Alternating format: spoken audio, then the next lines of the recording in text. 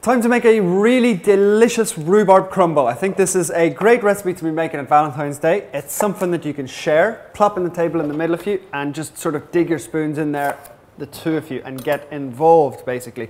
First thing that we're looking for is our rhubarb. Should be quite clean. If there's any sort of little blemishes or impurities, just run a tiny little peeler very gently along the outside. But mostly these days, it should be quite clean. Make sure you've given it a really good wash, and then we're just going to cut it at an angle. And I want sort of quite nice, big, chunky pieces. There's nothing worse than making a crumble when it just goes to pure mush. So, nice chunky pieces. And at the same time, I've got a pan heating up over here. We're just going to sort of saute this rhubarb off, sort of caramelize it up. So, a couple of little knobs of butter. Just on a medium heat, so just let that heat up.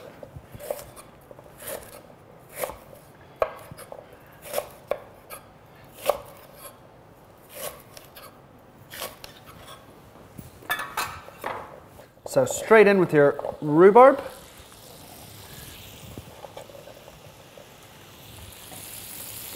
This rhubarb is actually sort of quite tender and it's sweeter than normal. Sometimes it can be quite bitter and really sort of woody. So try and get it when it's a tiny little bit smaller. We're also going to add in a little sprinkle of sugar.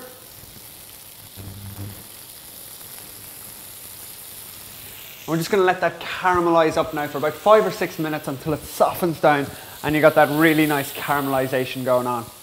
So as that stews away and caramelizes up, I'm going to make that a lovely topping for the crumble. Start off with a little bit of flour,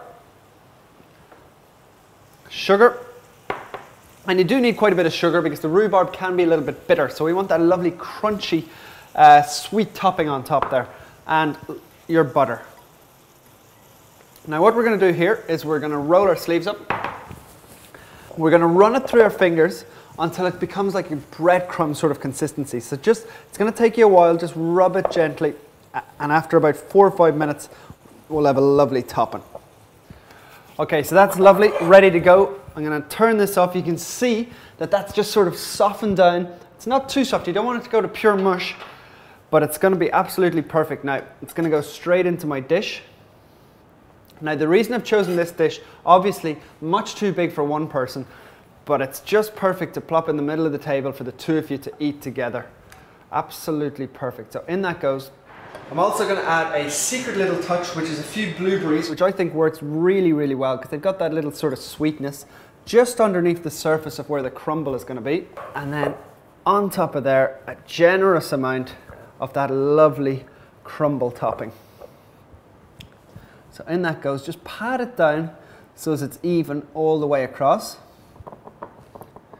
And then just using a tiny little bit of kitchen towel around the outside, really, really thorough cleaning because you don't want those little sort of burnt bits that would stick to the outside. And we're going to pop that into the oven at about 180 degrees centigrade, 360 Fahrenheit. It's going to bubble up all that sort of molten lava of that lovely rhubarb. The top's going to be nice and crispy. It's going to take about 20 minutes, and that is the ultimate treat for Valentine's this year.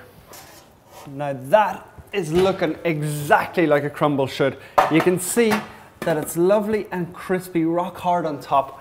One thing that I would say is don't sort of come along and try and eat it straight away because it's literally like molten lava in there. It's absolutely roasting and you will burn the mouth off yourself, which is not very clever on Valentine's Day. So in with a little bit of creme fraiche into a cup, just a little bit of lemon juice, and just bring that together. And then just at the last minute, just before you're about to serve it, a little plop on top like that.